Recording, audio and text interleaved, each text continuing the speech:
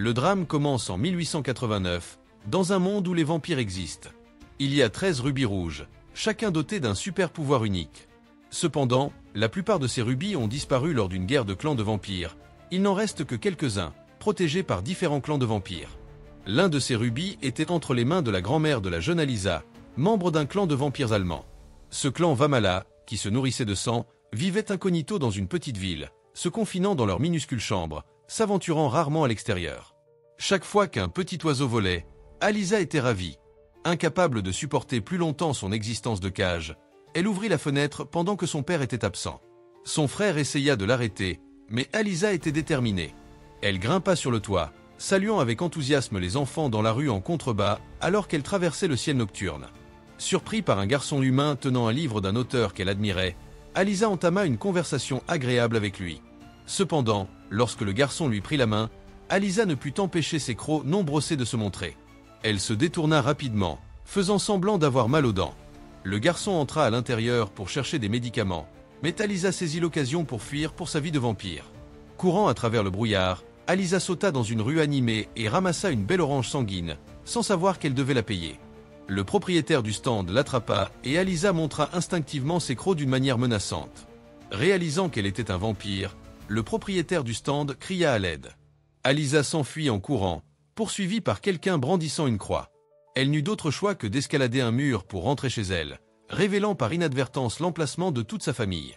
S'excusant frénétiquement, le père d'Alisa regarda par la fenêtre pour voir une foule se rassembler.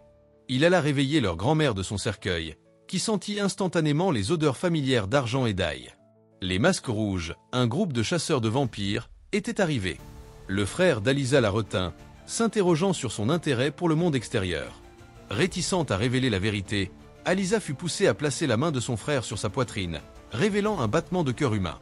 À ce moment-là, leur père aperçut Calvina en bas, qui est une redoutable chasseuse de vampires déterminée à détruire tous les vampires. La situation devenant désastreuse, la grand-mère d'Alisa activa le rubis rouge, envoyant un signal de détresse au chef des clans de vampires. Elle alluma ensuite les rideaux avec un candélabre, exhortant la famille à s'échapper. Cependant, à mi-chemin, Alisa sentit une palpitation cardiaque soudaine. Sa main droite brillait et des visions d'un aîné se réveillant d'un cercueil dans une montagne isolée traversèrent son esprit.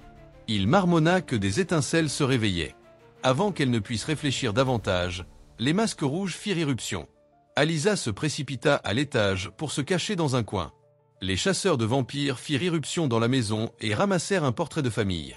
Il s'avéra que l'homme qu'Alisa pensait être son père était en fait Andrik, un vampire de l'ombre et le gardien de la famille d'Alisa. On disait que les parents biologiques d'Alisa s'étaient dirigés vers la lumière du soleil et avaient mis fin à leur jour. Alors que Calvina était sur le point de découvrir Alisa, ses subordonnés rapportèrent avoir trouvé un passage secret. Calvina appela immédiatement tout le monde en bas. Pensant que tout le monde était parti, Alisa était sur le point de sortir lorsqu'elle rencontra un homme barbu. Elle se précipita dans la chambre mansardée mais fut rattrapée par l'homme barbu, qui lui tendit un couteau. Alisa mentit, prétendant qu'elle était humaine et qu'elle était juste venue voir l'agitation. L'homme barbu la contrôla à l'aide de sa barbe sensible et la crut réellement. Mais alors qu'Alisa jetait nerveusement un coup d'œil dans un miroir, l'homme suivit son regard et fut choqué de ne voir aucun reflet de la fille. Réalisant que sa couverture était grillée, Alisa donna rapidement un coup de pied à l'homme dans sa barbe et s'échappa par la fenêtre du grenier. Elle se précipita dans la rue et se mit à courir comme un poulet fou, pour être attrapée par quelqu'un portant un masque rouge. Heureusement, il s'avéra qu'il s'agissait d'Andrik, qui était déguisé. À ce moment-là, la lumière dans la paume d'Alisa brilla à nouveau et une scène familière apparut. Il semblait qu'elle avait réveillé un grand aîné qui portait une bague en rubis à la main. L'aîné sentit que quelqu'un l'observait secrètement. Puis la lumière s'éteignit. Andrik reconnut qu'il s'agissait d'une étincelle magique, mais refusa de l'expliquer à Alisa. Il insista seulement sur le fait qu'elle devait cacher ses capacités jusqu'à ce que le moment soit venu de dire la vérité à Alisa. Après avoir dit cela, il l'entraîna rapidement pour rejoindre sa grand-mère et son frère juste à temps. Le chef des vampires, ayant reçu un signal de détresse, arriva sur les lieux. Au moment où Calvina atteignit le site, Alisa et sa famille étaient déjà montés à bord du dirigeable. Cependant, Calvina n'avait pas l'intention de laisser ses vampires s'enfuir. Elle rentra chez elle, attrapa son fils, fit ses bagages et partit. Il s'avéra que le fils de Calvina, Niku, était le même qu'Alisa avait rencontré plus tôt. Cependant, Niku était réticent à suivre sa mère et se joignit à leur voyage à contre-cœur. Pendant ce temps, Alisa observait avec curiosité les environs. Les gens à bord du navire les regardaient froidement. Sa grand-mère prit Alisa à part et l'avertit d'être prudente sur le navire. Mais la nuit, la paume d'Alisa recommença à briller. Elle aperçut à nouveau le grand aîné, qui sortit une chauve-souris d'une cage et lui fit embrasser l'anneau sur sa main. L'instant d'après, la chauve-souris se transforma en une forme humaine. L'aîné couvrit la femme nue de son manteau sans aucune envie maléfique. De leur conversation, il était clair que cet aîné n'était autre que le grand ancêtre de tous les vampires, Dracula, qui dormait depuis 300 ans. Les 13 rubis appartenant à divers clans de vampires ont été fabriqués à partir des larmes de Dracula mélangées au sang de sa femme, Elisabetta. La vision s'est arrêtée là, et Alisa s'est glissée hors du cercueil, s'est enveloppée la main et s'est dirigée furtivement vers le pont désert. Cette liberté sans précédent l'a enthousiasmée, jusqu'à ce qu'un garçon, Lars, du clan Dra, la prenne soudainement à part et communique par télépathie, l'avertissant qu'ils ne doivent pas laisser le chef les voir errer. Dans les grands clans, seul le clan Dra pouvait lire dans les pensées, connu pour sa cruauté impitoyable. Alisa a immédiatement détesté la personne en face d'elle, en particulier le chef, qui avait volé de nombreux rubis pendant les guerres des clans de vampires. Entendant ses pensées, Lars révéla qu'il était le fils du chef. Alisa s'excusa maladroitement, mais Lars retourna rapidement à la cabine. Hendrik la ramena ensuite dans sa chambre. Alors qu'Alisa était sur le point de se reposer, l'étincelle jaillit à nouveau. Elle vit Dracula à genoux devant une statue d'Elisabetta, cherchant à récupérer les 13 rubis pour faire revivre son amant. Dracula tendit alors sa bague à Batwoman, lui demandant de récupérer les rubis sur le navire. En cas de succès, Dracula promit de libérer toutes les chauves-souris. La Batwoman avala la bague, reprit sa forme originale et s'envola dans le ciel comme un rat volant. Alisa réalisa que le navire était en danger.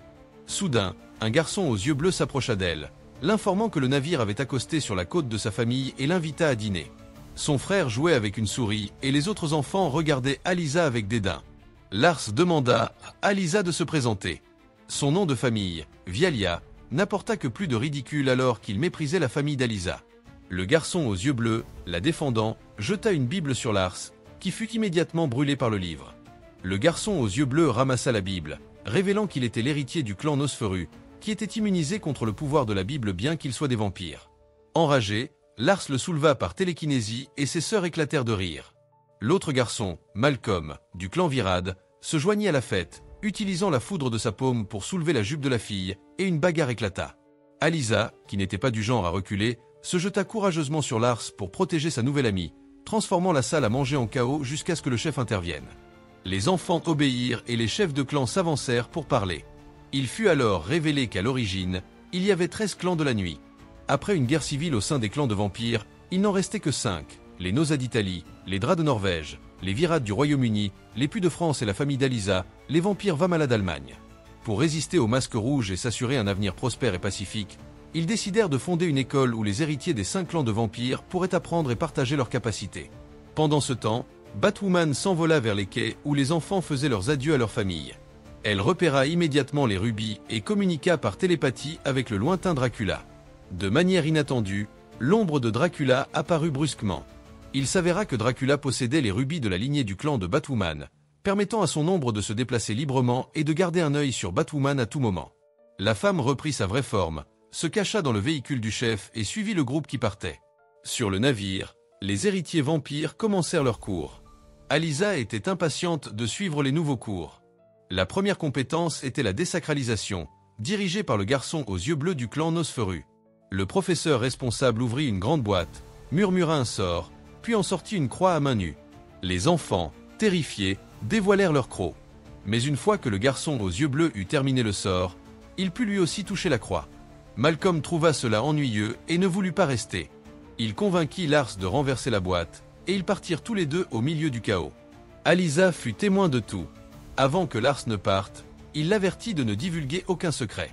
Plus tard, la classe fut rétablie à la normale, mais le directeur reçut un message concernant l'incident de leur chef. Un rubis avait été perdu lors d'une attaque de chauve-souris. Les enfants n'étaient pas conscients du danger imminent et continuèrent leur cours. Lorsque le professeur remarqua que 2 élèves manquaient, Lars et Malcolm, il demanda à Alisa, qui était assise en face de lui, mais elle resta silencieuse. Il n'eut d'autre choix que d'emmener Alisa voir le directeur, où elle devait dire la vérité. Pendant ce temps, les étudiants espiègles avaient atteint les rues, où Malcolm utilisa ses mains pour rassembler la foudre et contrôler les nuages, invoquant la pluie au-dessus de plusieurs femmes qui coururent dans un bâtiment pour l'éviter. À leur insu, le bâtiment était une église. Les garçons se sentirent étourdis et faibles et s'effondrèrent bientôt sur le sol. Une religieuse, pensant qu'ils étaient possédés, aspergea Malcolm d'eau bénite. À ce moment critique, le CEST arriva, hypnotisa la religieuse, ouvrit la porte et ramena les fauteurs de troubles au navire. Le directeur vampire les punit d'une semaine de devoir.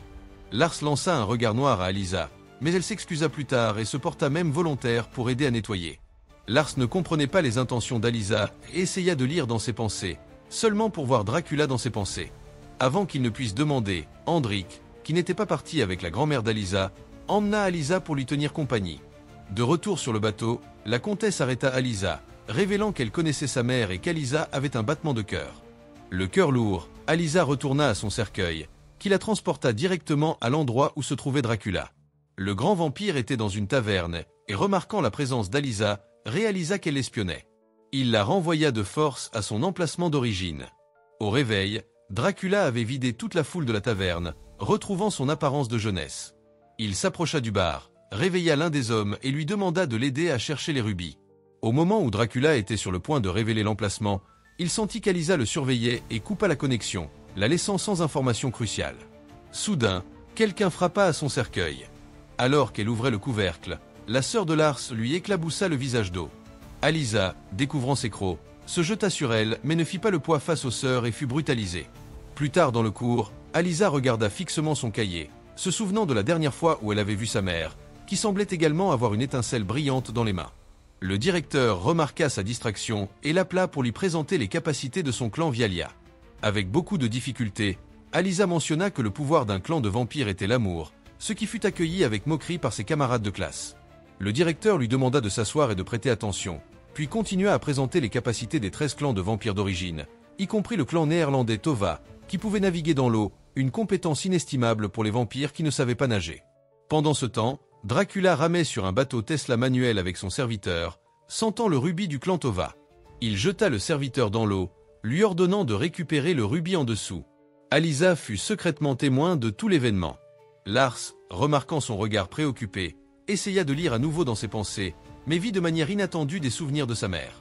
Réalisant qu'il sondait ses pensées, Alysa l'arrêta rapidement et quitta la salle à manger avec son plateau. Elle descendit dans les quartiers de l'équipage, trouva Hendrik et le pressa de lui donner des détails sur la vie de sa mère. Il lui révéla que son père était mort dans une guerre de clans et que, incapable de supporter la perte de son bien-aimé, sa mère avait choisi de se désintégrer sous le soleil. Déroutée, Alysa se demanda si c'était ça l'amour. Elle interrogea ensuite Hendrik à propos de l'étincelle magique dans ses mains, mais il refusa de lui expliquer, lui demandant seulement de la garder secrète car l'étincelle chercherait un nouvel hôte. Frustré par son secret, ils se séparèrent en mauvais termes. De retour en classe, Alysa ouvrit une armoire et en sortit une bouteille d'eau bénite, prévoyant de donner une leçon aux sœurs DRAA en échangeant leur parfum avec. Le lendemain matin, lorsqu'elles vaporisèrent le parfum, elles furent effectivement brûlées par l'eau bénite. Lars réalisa qu'Alysa était derrière tout ça, mais choisit de ne pas l'exposer publiquement. Pendant ce temps, le directeur remit le rubis à la comtesse, demandant à sa femme de le garder en sécurité. La Batwoman surveillait secrètement ses actions et rendit immédiatement compte à Dracula. Cependant, le maître lui ordonna de laisser le rubis tranquille et de se concentrer plutôt sur la collecte de détails sur Alysa. À ce moment-là, une fille accompagnée d'un loup courut sur le navire, provoquant l'attention de tout le monde et la levée des crocs, croyant qu'il s'agissait d'un métamorphe, car les loups-garous étaient considérés comme éteints. La fille se présenta comme étant Ivy, une descendante du clan Lyanna. Malgré le scepticisme du directeur, Lars confirma par lecture de pensée qu'elle disait la vérité. Ivy expliqua que le loup n'était pas son animal de compagnie, mais son frère. Le directeur accepta de laisser Ivy rester à l'école. La plupart des autres nourrissaient de l'hostilité envers les loups-garous, mais Alysa s'approcha d'Ivy et se lia d'amitié avec elle. Elles finirent naturellement par être des colocataires de bureau. Quand Ivy voulut copier les notes d'Alysa, Alysa les lui tendit, oubliant que ses gribouillis sur les étincelles magiques et les visions se trouvaient également dans le cahier. Une chauve-souris cachée à proximité vit le carnet. La leçon d'aujourd'hui portait sur la distinction des vampires, principalement divisés en deux catégories, les vampires de lignée et les ombres. Les vampires de lignée sont nés de la lignée de Dracula, tandis que les ombres sont des humains transformés sans super-pouvoir et doivent obéir aux vampires de lignée. Lars a même qualifié les ombres des « esclaves », un terme qu'Alysa n'aimait pas. Leur désaccord a dégénéré en une dispute télépathique au cours de laquelle Ivy a demandé si elle et Lars étaient un couple. Lars a rougi à la suggestion, mais Alysa l'a immédiatement nié. Alors que la journée touchait à sa fin, Alysa, qui n'est généralement pas du genre à se faire des amis facilement, s'est retrouvée à s'entendre à merveille avec Ivy. Cette nuit-là, Alisa était allongée dans son cercueil, incapable de dormir, son esprit concentré sur les étincelles dormantes dans sa main et ne sachant pas comment les activer. Prévoyant de faire des recherches à la bibliothèque, elle a réveillé le garçon aux yeux bleus pour lui demander son chemin. Le garçon a accepté de lui dessiner une carte. Lars, entendant leur chuchotement, suivit furtivement Alisa, pour ne pas être en reste, tandis que Badgir le battait ses lourdes ailes pour la rattraper. Cependant, Alisa ignorait que le véritable danger n'était pas ces deux-là, mais la chasseuse de vampires, Calvina, qui était également arrivée en ville.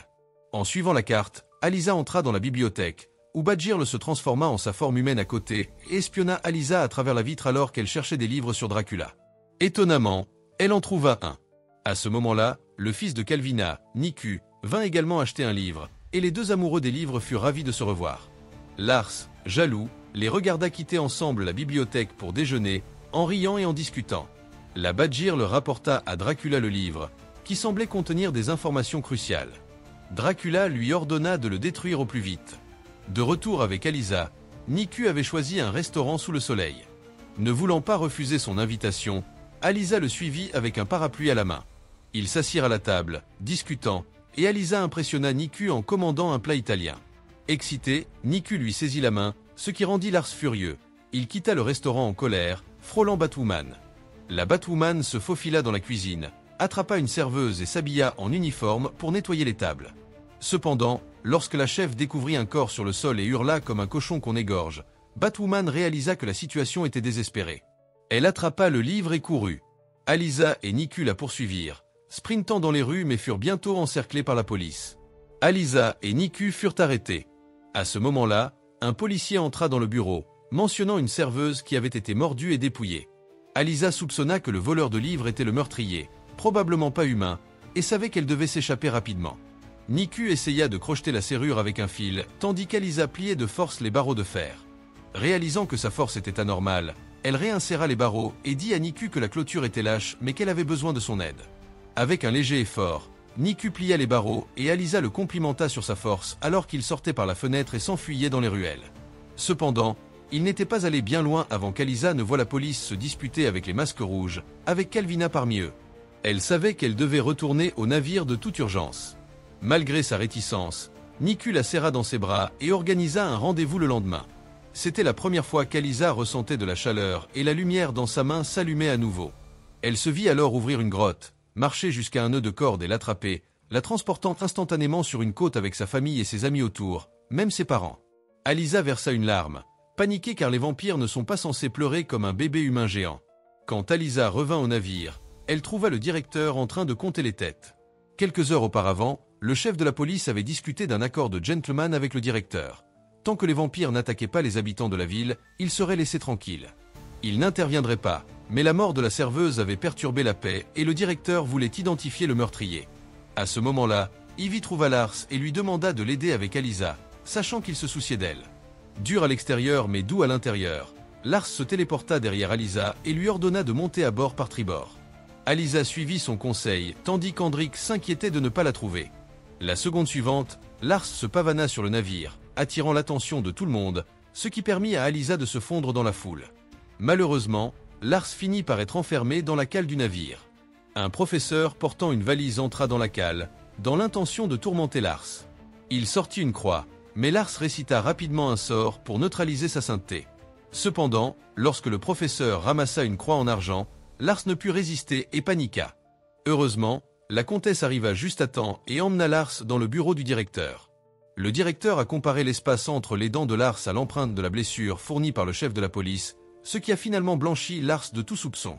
Pendant ce temps, Ivy a confronté Alisa, exigeant de savoir pourquoi elle avait débarqué. Alisa n'a pas eu d'autre choix que de révéler qu'elle avait rencontré un vampire qui l'avait mordu, bien qu'elle ait caché plus de détails. À ce moment-là, Andrik, visiblement bouleversé, a pris Alisa à part. Ivy, reprenant son souffle à la hâte, semblait abriter ses propres sombres secrets. Andrik a interrogé Alisa sur la raison pour laquelle elle avait quitté le navire, se demandant si elle avait consommé du sang humain. Les vampires ne doivent pas boire de sang humain avant d'avoir 18 ans. Agacée, Alisa a rétorqué qu'elle n'avait pas bu de sang, mais qu'elle avait presque embrassé un garçon. Oups, elle a fait une erreur avec cette confession. Elle a ensuite admis avoir rencontré un garçon humain. Hendrik était presque livide, se reprochant d'avoir été distrait ces derniers temps et de ne pas s'être occupé d'elle correctement. Alisa, sentant les rumeurs, insista et découvrit que Hendrik était tombé amoureux d'un autre vampire de l'ombre sur le navire. Cependant, les relations sont interdites entre vampires de l'ombre, et ils se promirent tous les deux de garder les secrets de l'autre. Pendant ce temps, Ivy trouva Lars et lui dit qu'Alisa avait rencontré un vampire en ville, et qu'elle savait que cette personne était du clan Yuppé. Il s'avéra que la Badgirl nommée Tonka portait une bague avec un rubis qui appartenait à l'origine à la famille d'Ivy. À ce moment-là, Alisa arriva sur le pont. Ivy était sur le point d'entamer une conversation lorsque soudain la main d'Alisa brilla et dans une vision, elle vit Dracula attraper un nœud de corde et entrer dans une illusion de bord de mer. Avec son arrivée, le monde s'éclaira et tonna, faisant sortir les parents d'Alisa de son esprit. Elle se réveilla de la vision en larmes, et étrangement, même Dracula semblait ému. Quel pouvoir possédait cette fille? À ce moment-là, Alisa, ne sachant pas comment expliquer ses larmes, s'enfuit du pont mais fut rattrapée par la comtesse. La comtesse emmena Alisa dans son bureau pour vérifier ses dents, qui ne correspondaient pas aux marques de morsure de l'agresseur. Alisa retourna dans la salle de classe où Lars et Ivy s'approchèrent, lui proposant de garder le secret sur ses pleurs. Lars savait que l'éclat de lumière était une étincelle magique, une force dont son père lui avait dit qu'elle pouvait anéantir toute la race des vampires. À ce moment-là, le comte entra dans la salle de classe, confirmant que tous les vampires du navire avaient été lavés de tout soupçon concernant l'agresseur qui avait mordu Alisa. Quelqu'un n'était pas parmi eux. À leur insu, la chauve-souris se cachait dans la salle de classe, transformée en une petite souris sur le sol. La leçon d'aujourd'hui portait sur la capacité de la famille Pugh à communiquer avec les animaux, enseignée par l'air. Malcolm se moqua de cette capacité, mais la comtesse, agissant de manière décisive, le traîna jusqu'à la fenêtre et ouvrit les rideaux. Malcolm poussa un cri aigu lorsque la lumière le brûla. L'héritier Pugh libéra un essaim de papillons de nuit et récita un sort. Les papillons bloquèrent rapidement la fenêtre, sauvant Malcolm. La comtesse lui rappela de se souvenir de la leçon d'aujourd'hui. Après le cours, Alisa et ses amis se dirigèrent vers les ponts inférieurs du navire. Ivy informa Alisa qu'elle avait vu Dracula transformer Tonka et avait regardé Tonka avaler une bague en rubis. Ivy avait suivi Tonka sur le navire, avec l'intention de récupérer le rubis et de partir, quel que soit le sort de ceux qui étaient à bord. Cependant, l'attitude d'Alisa a changé la vie d'Ivy, et elle a décidé de rester et d'aider Alisa à découvrir les secrets. Alisa a révélé à Hendrik que quelqu'un cherchait le rubis, lui demandant de rester vigilant. Alors qu'Hendrik était impliqué dans une relation amoureuse avec la fille de l'ombre, Alisa ne pouvait s'empêcher de les avertir de faire profil bas. Hendrik prévoyait de demander l'approbation du conseil du clan pour que les vampires de l'ombre s'engagent dans des relations, malgré le risque de punition pour lui et la fille de l'ombre. Submergé par l'amour, Hendrik était profondément impliqué, ce qui a bouleversé Alisa. Elle est sortie en trombe, mais Hendrik l'a suivie, espérant qu'elle comprendrait ses sentiments. Juste à ce moment-là, un cri de la fille de l'ombre a résonné dans la pièce. Elle avait vérifié la sécurité du rubis lorsque Badgirl lui a tendu une embuscade. Au moment où ils sont arrivés, la fille de l'ombre était morte. Alors qu'Alisa poursuivait la Badgirl, le comte et la comtesse se réveillèrent trop tard, croyant à tort qu'Hendrik était responsable de la mort de la fille de l'ombre et le firent emprisonner ailleurs. Alisa perdit la trace de la chauve-souris en ville, mais tomba de manière inattendue sur la chasseuse de vampires Calvina et son fils Niku, qui l'invitèrent à dîner. Alisa était nerveuse, craignant que son identité de vampire ne soit révélée. Elle fut surprise de trouver le même livre chez Niku. Calvina, méfiante, tendit délibérément à Alisa un collier crucifix, mais Niku intervint et gronda sa mère lorsqu'il vit la main d'Alisa brûler à cause du crucifix. Alisa récita rapidement un sort qu'elle avait appris en classe, qui étonnamment fonctionna, lui permettant de porter le collier. Rassurée, Calvina leur permit de sortir. Alisa rendit le collier à Niku après une agréable conversation, mais Ivy se précipita, lui faisant signe d'attendre. Puis Alisa embrassa Niku avant de partir avec Ivy. En apprenant que la comtesse avait l'intention d'exécuter Hendrik, Alisa a confronté le directeur, qui a exigé des preuves que Hendrik n'était pas le meurtrier. Lars a utilisé sa capacité de lecture des pensées pour sonder les personnes présentes et a découvert que le directeur était au courant. Quelqu'un en voulait au rubis. Punir Hendrik avait deux objectifs, éviter la panique à propos des rubis ciblés et punir un vampire de l'ombre pour une romance non autorisée. Le trio décida de prouver l'implication de Dracula et Tonka, et le livre de la maison de Niku était un indice crucial. Il prévoyait d'aller en ville avec Alisa pour distraire Niku pendant que Lars et Ivy volaient le livre, qui relatait l'histoire de Dracula.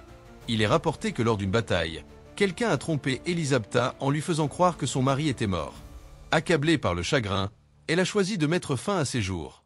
Lorsque Dracula revint victorieux et la trouva morte, ses cris invoquèrent le diable. Dracula échangea son âme contre l'immortalité, Mais Elisabetta ne supporta pas de devenir un monstre et refusa de vivre. Alors que Dracula tenait sa femme, ses larmes se mêlèrent au sang d'Elisabetta, créant 13 rubis. Le nœud de corde dans la vision d'Alisa était significatif. Si Dracula le détachait, les portes de l'enfer s'ouvriraient, ce qui pourrait potentiellement faire revivre Elisabetta. Cependant, si un vampire avec une âme humaine le détachait, cela pourrait mettre fin à toutes les vies de vampires. De plus, l'étincelle dans la main d'Alisa était un vestige de l'humanité de Dracula, lui permettant de le sentir. Pendant ce temps, Tonka, dans le but d'acquérir le rubis, ciblait le malheureux Malcolm. Elle séduisit facilement le garçon instable, et avec son aide, se cacha dans le manteau du frère d'Alisa. Pendant ce temps, Dracula arriva dans un cimetière où le rubis du clan Bove était enterré. Ce rubis pouvait lui donner l'intrépidité au soleil. Pour protéger le trésor, la famille avait scellé un faisceau de lumière solaire à l'intérieur du tombeau. Dracula devait attendre le bon moment. Lorsque la lumière disparaissait, il sautait pour récupérer le rubis pendant que ces vampires de l'ombre bloquaient la lumière du soleil à l'extérieur. Dracula réussit à obtenir le rubis. Invisible de lui, Alisa observait tout. Lars interrompit ses pensées, prévenant que quelqu'un approchait. Bientôt, la directrice apparut, lui demandant d'accompagner Hendrik dans son dernier voyage. Alors que la foule regardait, Hendrik marcha sur le pont. De manière inattendue, le frère d'Alisa serra la comtesse dans ses bras. Il s'avéra que c'était la batte dans sa poche, provoquant des méfaits. D'un mouvement rapide, le garçon arracha un rubis, et la comtesse, s'en rendant compte, se réveilla et se bagarra avec le garçon. Le rubis tomba au sol. Tonka en profita pour s'envoler hors de la poche, se transforma en humaine et attrapa la pierre. La comtesse se précipita pour lutter avec elle, mais personne ne fit attention à Hendrik sur le pont alors que le soleil était sur le point de se lever. Lars eut une idée et communiqua par télépathie avec Alisa, lui disant qu'elle et Dracula étaient désormais unifiés dans leur pouvoir. Par exemple, la capacité récemment acquise de résister à la lumière du soleil était désormais également la sienne. En entendant cela, elle se précipita sur le pont et poussa Hendrik dans la cabine. Elle se prélassait au soleil, indemne. C'était son premier contact avec la lumière du soleil. L'instant d'après, Tonka mordit le CEST, prit le rubis et s'envola comme une grosse chauve-souris. La blessure sur la main de la fille correspondait à la preuve, dissipant Hendrik de tout soupçon. Tout le monde fit ses adieux à la malheureuse fille de l'ombre. Hendrik incinéra personnellement son amant tandis que Tonka, tenant le rubis, partit dans une grotte pour faire son rapport à son maître. À la surprise de Dracula, Alisa pouvait désormais supporter la lumière du soleil. Il ordonna à Badgirl de continuer à voler des rubis et de garder un œil sur Alisa. Bientôt, Alisa entra dans une vision où elle vit Dracula parler sérieusement à l'esprit d'Elisabetta avec le rubis obtenu. Elle réveilla immédiatement le garçon aux yeux bleus et lui demanda quels étaient les pouvoirs du rubis de la comtesse. Les parents du petit garçon possédaient 2 rubis, l'un ayant été volé hier et l'autre permettant de communiquer avec les morts, ce qui fit comprendre à Alisa qu'elle pourrait parler à sa mère. Elle apprit à utiliser le rubis grâce au garçon aux yeux bleus, mais sa première tentative échoua. Au moment où elle s'apprêtait à quitter la cabane, découragée, l'esprit de son père apparut. Grâce à leur conversation, elle découvrit que son père biologique était humain, c'est pourquoi elle avait un cœur. Cependant, leur conversation fut interrompue en raison du pouvoir limité du rubis, mais Alisa était toujours ravie et partagea avec enthousiasme la nouvelle avec Ivy. Bientôt, Lars entra dans le restaurant, ignorant l'enthousiaste Malcolm, et se dirigea directement vers Alisa, inconscient de la déception de son ami. Les trois se rendirent au sous-sol pour confirmer les capacités d'Alisa, l'intrépidité au soleil, la natation, la conversation avec les morts et le contrôle des objets d'ombre. Ensuite, Hendrik a appelé Alisa pour lui demander pourquoi elle n'avait pas peur de la lumière du soleil, l'avertissant de ne pas être aveuglée par ses pouvoirs. Pendant ce temps, Tonka avait complètement contrôlé Malcolm, le tentant de boire du sang humain. Bientôt, un nouveau cours de télépathie a commencé, dirigé par les 2 sœurs du CEST, dans le but de découvrir les secrets d'Alisa. Alisa a subi le test de télépathie. Toutes ses pensées ont été exposées publiquement. Sa sympathie pour Ivy, son affection pour Lars et ses souvenirs d'un garçon humain mémorable, le tout révélé sans pitié. Humiliée, Alisa a versé des larmes, choquant tout le monde. Elle n'a plus pu le supporter et a frappé la sœur de Lars, puis a renversé une autre fille. Elle a même étranglé le CEST à distance, étant presque contrôlée par le pouvoir de Dracula en elle, jusqu'à ce que son frère la réveille à temps. Le cœur brisé, Alisa a couru hors de la salle de classe vers une partie déserte de la ville, espérant parler à sa mère, qui a refusé de se présenter. Alisa sauta alors dans la mer, mais même cela ne put la calmer. Elle finit par s'enfermer dans une cellule. Pendant ce temps, Ivy avait l'air solennel. Elle prit une paire de ciseaux et partit à la recherche de son frère, sur le point de révéler quelque chose d'important, mais s'arrêta en voyant Alisa. Il semblait qu'elle cachait des secrets. De l'autre côté, Dracula se retrouva en difficulté. Il fut confronté à un chasseur de vampires borgnes, armé d'un pistolet chargé de balles d'argent et portant un rubis. Le chasseur vint le chercher. Dracula ignora les avertissements de l'homme et jeta les rubis collectés dans une tombe. Le chasseur de vampires ligota ensuite les mains de Dracula. Il avait le rubis invisible du clan suisse Kamata, qu'il recherchait secrètement. Dracula voulait utiliser les capacités du chasseur de vampires pour trouver plus de rubis. Pendant ce temps, Alisa fut forcée d'avouer sous l'insinuation d'Andric, mais elle cacha toujours l'affaire de l'étincelle magique. Alisa dit qu'elle ne pouvait plus sentir ses pouvoirs, indiquant que quelque chose avait dû arriver à Dracula. Tandis qu'elle parlait, elle commença à ressentir une douleur intense car le chasseur de vampires torturait Dracula, le poussant dans une pièce remplie de croix. Incapable de supporter la douleur, Alisa s'évanouit. Même Lars ne pouvait pas sonder l'esprit d'Alisa. Il ne restait qu'une seule méthode dangereuse. Les trois frères et sœurs devaient unir leurs efforts pour entrer dans l'esprit d'Alisa, mais cette méthode était interdite. Lars n'avait vu son père l'essayer qu'une seule fois. Un faux pas pouvait le faire se perdre dans l'esprit d'Alisa. Le directeur débarrassa la pièce des objets non essentiels et Lars, sans hésitation, entra dans l'esprit d'Alisa, qui ressemblait à un labyrinthe géant. Il aperçut Alisa et se lança rapidement à la poursuite de la silhouette, mais la perdit. Soudain, Alisa vit des pièces éparpillées sur le sol. C'était son amant, Niku, assis en hauteur, en train de lancer des pièces. Lars, le voyant, ne put s'empêcher de se mettre en colère, mais Niku disparut en un clin d'œil. La voix d'Alisa venait d'un endroit sombre, cherchant continuellement l'aide de Lars. Le garçon, tenant une torche, chercha la source de la voix et découvrit des souvenirs de l'enfance d'Alisa. Sa mère, tenant la jeune Alisa dans ses bras, lui rappela qu'elle aussi détenait une étincelle magique. Mais l'instant d'après, ils réalisèrent qu'ils étaient surveillés et disparurent de l'endroit. Alors que Lars s'enfonçait plus profondément, il se vit embrasser Ivy, ce qui poussa la conscience d'Alisa à se demander s'il l'aimait vraiment parce qu'il embrassait maintenant quelqu'un d'autre. Suite à cela, tout le paysage mental trembla violemment, jetant Lars au sol. Lorsque tout se calma, il trouva un cercueil avec son couvercle près de la salle des croix, où Dracula était attaché à une chaise. Lars comprit rapidement la racine du problème. Ce n'est qu'en sauvant Dracula qu'Alisa pourrait échapper au danger. Pendant ce temps, Tonka se glissa tranquillement dans la maison, se transformant en une forme humaine pour surveiller et rendre compte secrètement à son maître, Dracula. Cependant, il était préoccupé, assis sur une chaise et hurlant de douleur, refusant obstinément de révéler l'endroit où se trouvait le Rubiboff, qui pouvait rendre un vampire sans peur de la lumière du soleil. Soudain, Dracula ressentit une poussée d'énergie. C'était Lars, qui portait le rubis de la comtesse sur la poitrine d'Alisa. Utilisant le pouvoir du rubis, Dracula se libéra instantanément des menottes. Au moment où le chasseur de vampires arriva, la chaise était vide. Dracula émergea soudainement, le saisit et prit le rubis invisible du chasseur de vampires, quittant avec succès la salle des croix. De l'autre côté, Alisa reprit également conscience. Elle remercia la famille de Lars et rendit le rubis à la comtesse. Le directeur conseilla à tout le monde de se reposer tôt en prévision du prochain cours. Cependant, Malcolm, le professeur, semblait préoccupé par ses pensées. Tonka, observant en secret, afficha un sourire sinistre. Alisa était incapable de sentir son éventail habituel de pouvoir, devinant que Dracula n'avait pas emporté tous les rubis avec lui, mais avait découvert une nouvelle capacité, l'invisibilité. Elle utilisa cette capacité pour trouver Lars et le remercier pour tout à l'heure. Alors qu'elle serrait Lars dans ses bras, il entendit vivement son battement de cœur. Avant que Lars ne puisse comprendre, un baiser d'Alisa interrompit ses pensées, et elle partit rapidement.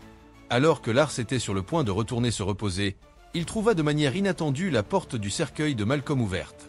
Il sortit pour trouver son ami et vit Malcolm parler à un rat. Sans trop réfléchir, Lars dit à Malcolm de rester loin du rat pour éviter de se faire mordre. Dès qu'il partit, Tonka révéla sa vraie forme et remit à Malcolm du sang humain frais. Pendant ce temps, Alisa ne dormait pas non plus. Elle était sur le point de chercher Ivy lorsqu'elle la vit se couper les cheveux. Les cheveux de vampire, une fois coupés, ne peuvent pas repousser. De manière inattendue, Ivy avoua qu'elle était un vampire de l'ombre et la véritable héritière du clan Lyanna. Le loup, leur clan avait été anéanti pendant la guerre, et l'héritier s'était transformé en loup pendant qu'il faisait d'Ivy à ses côtés en tant que vampire de l'ombre. Ils dépendaient l'un de l'autre uniquement pour récupérer le rubis de leur clan. À ce moment-là, l'étincelle dans la main d'Alisa vacilla à nouveau, et comme ils se tenaient la main, ils entrèrent tous les deux dans une illusion. Ils virent Dracula jeter les rubis dans une tombe. Les vampires ne voulaient pas qu'Alisa devienne puissante, alors ils scellèrent temporairement les rubis. Après cela, ils retournèrent à la réalité. Alisa savait qu'elle devait démêler les nœuds de la grotte avant Dracula, mais elle n'avait aucune idée de l'endroit où se trouvaient les nœuds. Andric en savait plus sur le sujet, alors elle alla immédiatement le trouver. À contre-cœur, Andric l'a pris à part et sortit un cahier codé laissé par sa mère. Les réponses qu'Alysa cherchait pourraient être dans ce livre. Elle ouvrit le cahier jauni. La page de titre avait été laissée par sa mère, avertissant sa fille de ne pas faire confiance à leur chef de clan, en particulier au Clandra, le père de Lars. Le cahier contenait des informations sur les étincelles et les nœuds. Quant à la façon de déchiffrer le code, sa mère ne pouvait pas le dire directement, mais croyait que sa fille le découvrirait. Cependant, Alysa n'avait aucune idée de la façon de procéder. Elle feuilleta le cahier comme un texte sacré, frustrée, et le jeta par terre avant de partir. Ivy savait qu'elle devait ramasser le cahier en silence sans la suivre. De l'autre côté, le directeur trouva les autres chefs de clan pour rappeler à tout le monde que Dracula s'était réveillé. Alysa le vit dans son esprit, une crise était imminente. Alysa se rendit en ville pour se vider l'esprit et rencontra de manière inattendue Niku, qui attendait près du puits à souhait. Il avait l'intention de faire visiter les environs à Alysa, mais soudain Calvina apparut. Il s'avéra que la femme voulait que son fils rejoigne les Masques Rouges. Bien que Niku ne veuille pas participer, Alysa accepta de l'accompagner. Ils arrivèrent tous les trois au quartier général. Les Masques Rouges étaient au courant d'un rassemblement de vampires et prévoyaient de les anéantir. Alysa, se mêlant à la foule, ressentit une mauvaise prémonition. Au même moment, le cours de Malcolm commença. Le talent de son clan était de contrôler la météo. Malcolm fit retentir le tonnerre et les blizzards et les lança sur Lars. La salle de classe sombra instantanément dans le chaos. Le CST essaya de calmer les élèves, ignorant qu'une petite souris s'approchait lentement. L'attention de Malcolm étant détournée, Tonka attrapa soudainement le CEST. Malcolm perdit complètement le contrôle, attaquant continuellement Lars. La colère et le sang humain ont renforcé les capacités de Malcolm. Ivy a essayé d'éveiller sa conscience, mais Tonka n'arrêtait pas de l'encourager. L'esprit embrumé, Malcolm a suivi les instructions et a pris Ivy en otage. Tonka a également saisi le CEST, et ils sont arrivés sur le pont, piégeant Lars et les autres derrière une porte. Juste à ce moment-là, Alysa, qui était sortie, est arrivée à temps et a demandé à Tonka et Malcolm de libérer tout le monde. Lars a poussé la porte contrôlée et a communiqué par télépathie avec Alysa pour détourner l'attention de Tonka. Alors que le soleil était sur le point de se lever, Malcolm a contrôlé les nuages pour bloquer le soleil. Désespérée, Alysa a avoué posséder l'étincelle magique, demandant à Tonka de libérer la comtesse. Elle a proposé de remplacer la comtesse en tant qu'otage. En entendant parler de l'étincelle, la comtesse a immédiatement réalisé qu'Alysa ne devait pas tomber entre les mains de Dracula. Elle avait promis à la mère d'Alysa de protéger l'étincelle à tout prix. La comtesse ordonna à Lars d'emmener Alysa, puis saisit le sang humain des mains de Tonka et le jeta dans la mer. Voyant cela, Malcolm sauta dans l'eau. Une fois qu'il quitta le pont, la lumière du soleil perça les nuages. Tonka dut se cacher dans l'ombre. Le CST vit la lumière du soleil et s'effondra immédiatement faiblement. Avec la puissance du Rubiboff, Alysa se tenait au soleil, regardant le CEST périr. Elle se jeta avec colère sur Tonka, la traînant dans la lumière du soleil. De cette façon, Batwoman fut réduite en cendres, mettant fin à sa vie de chauve-souris. Elle avait volé le rubis rouge et la bague, qu'elle avait d'abord avalé, et ils tombèrent au sol. Alysa les ramassa et les apporta au fils de la comtesse. Elle serra le petit garçon en deuil dans ses bras alors qu'une atmosphère triste enveloppait le navire. Ensuite, le groupe repêcha Malcolm hors de l'eau. Les vampires ne savent pas nager, alors ils ont facilement enfermé Malcolm en prison. Selon la loi, le garçon ferait face au soleil et recevrait le jugement de mort. Pendant ce temps, Ivy récupéra finalement le rubis de lion, transformant l'héritier du clan Lyanna en sa forme originale. À ce moment-là, Lars appela Alysa, exprimant ses inquiétudes concernant les mises en garde laissées par sa mère et espérant qu'Alysa pourrait lui faire confiance, contrairement aux autres membres du Clandra. Alysa prit la main de Lars et décida de lui faire confiance. De plus, Lars avait autre chose à dire. Il s'était inquiété pour Alysa, alors il utilisa la télépathie pour apprendre que les Masques Rouges se préparaient à une attaque. En se tournant vers les chasseurs de vampires, l'informateur de Calvina rapportait les événements récents. Il semblait y avoir des luttes intestines parmi les vampires à bord, avec 2 membres disparaissant dans les airs, y compris une fille humaine qui pouvait se tenir debout au soleil. Calvina pensa immédiatement à Alysa, la fille insaisissable et méfiante. La scène se déplaça de nouveau sur le navire. Tout le monde alla rendre visite à Malcolm. Alysa était prête à le laisser s'en tirer, mais Malcolm devait aider à apprendre à tout le monde comment contrôler la météo. Les héritiers devaient apprendre rapidement à devenir plus forts et à s'unir contre les Masques Rouges. À mi-chemin de la leçon, le directeur revint de sa sortie. Lars avertit tout le monde de ne pas mentionner la trahison de Malcolm et de garder les Masques Rouges secrets pour empêcher le directeur de lancer une guerre à grande échelle contre les humains. Le garçon aux yeux bleus et Alisa étaient chargés d'informer tout le monde de la mort de la comtesse. Le garçon s'accrocha à son père en deuil, tandis que le directeur pleurait silencieusement dans l'ombre. Calvina avait vu Alisa, confirmant ses soupçons. Soudain, des murmures se firent entendre derrière elle.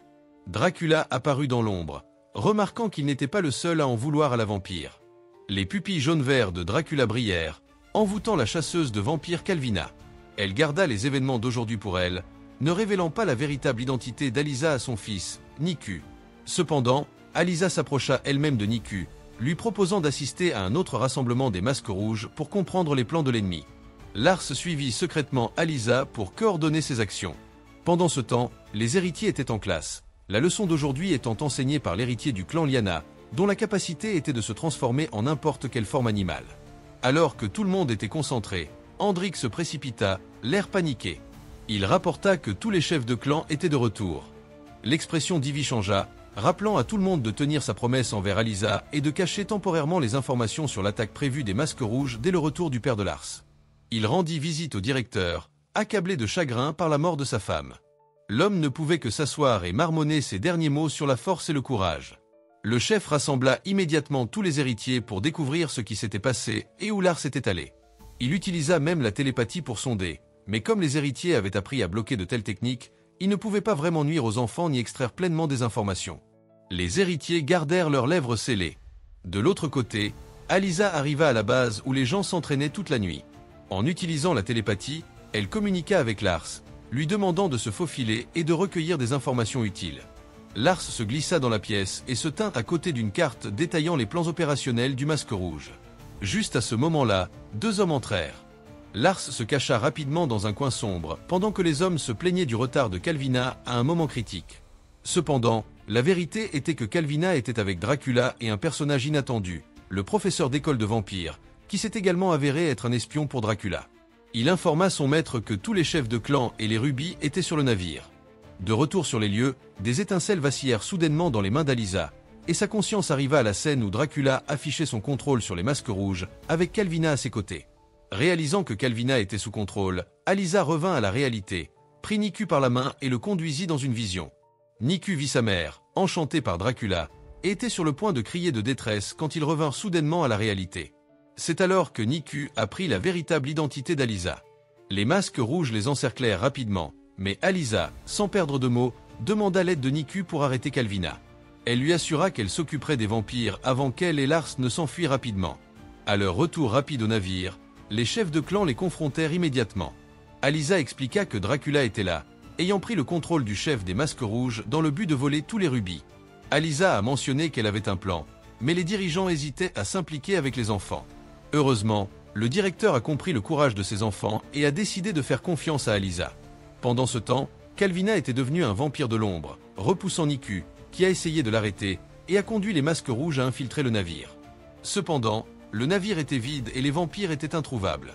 Alors que les masques rouges se rassemblaient sur le pont, perplexes, la voix de Lars retentit, révélant que les étudiants de l'Empire Vamp étaient sur le mât. Ils se sont précipités et ont encerclé la foule, tandis que les anciens se cachaient sous le pont en agrippant des cordes. Les masques rouges, menaçant avec des croix en bois, ont vite réalisé que leur chef, Calvina, était également un vampire et ont sauté dans la mer pour s'échapper. La foule a capturé Calvina, mais un membre des masques rouges est resté derrière, retirant son masque pour révéler qu'il était Niku. Déconcerté par la transformation de sa mère en vampire et se sentant trompé par Alisa, un Niku découragé a quitté le navire. Les héritiers furent soulagés d'avoir repoussé les masques rouges et sauvé les anciens. Ils mirent officiellement les voiles, prévoyant de quitter l'Italie. Dracula observa le navire depuis l'ombre, murmurant que ce n'était que le début. Il était déterminé à sauver sa bien-aimée Elisabetta et jura de collecter tous les rubis et de transformer l'humanité en une armée de marionnettes à échanger avec les démons contre le retour d'Elisabetta. Pendant ce temps, Lars s'approcha d'Alisa, et les deux jeunes gens, partageant une compréhension mutuelle, se réconfortèrent sur le pont. Quels que soient les dangers futurs, ils étaient confiants pour les affronter ensemble. Dans la scène suivante, Alisa et ses compagnons ont quitté l'Italie, mettant le cap sur l'Angleterre pour rendre visite au clan des Vampires Vades et poursuivre ses études sur les vampires.